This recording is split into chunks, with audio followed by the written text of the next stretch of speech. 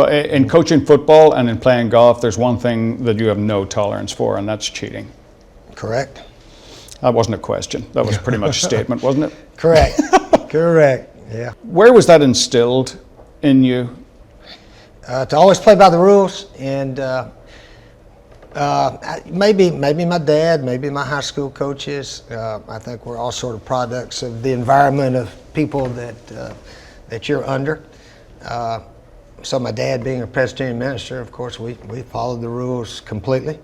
And all the coaches that I've played for over the years were good about that. So that's what you should do. You should play by the rules. That's one thing I really like about golf. You call a rule on yourself. Yeah. Some of these baseball guys, they act like they got hit, but they didn't get hits. And they say, well, it's going to help our team go to first base and help win. But, why don't you say, hey, it didn't hit me?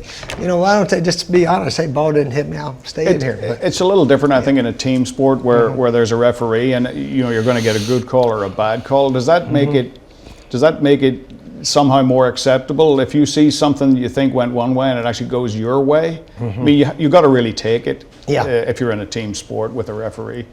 Yeah, you do. And you understand the referees are going to miss some calls and maybe sometimes miss one against the other team also. It'll even itself out. Yeah, I used to argue with them a little bit, but I don't argue, argue much at all argue with them a little bit? Yeah, not much at all anymore. In fact, I really believe, David, our team, we're getting some good calls in the fourth quarter because I've quit arguing with the guys. You think? I really believe it. Now, human nature says, this guy's cussing at me and yelling at me, and here's a close call or something.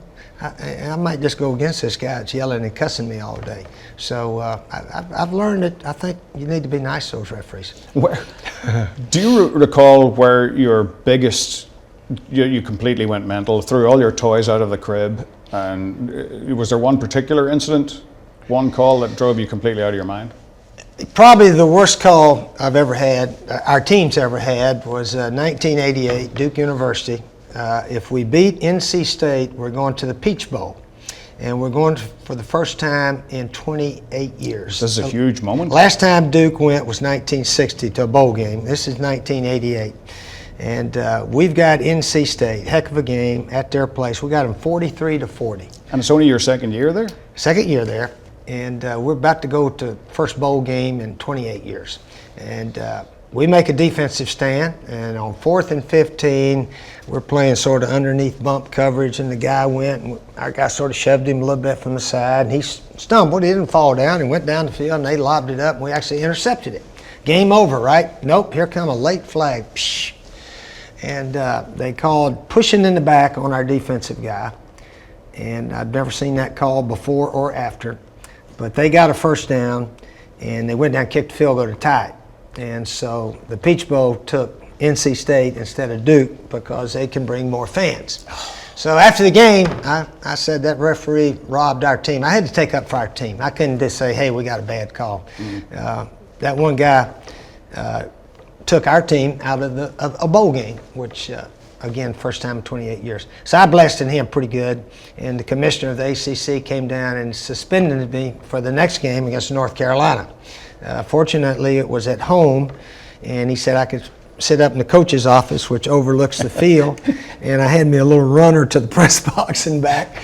So it was I couldn't have any live wires. We didn't do that, but he didn't say anything about a runner.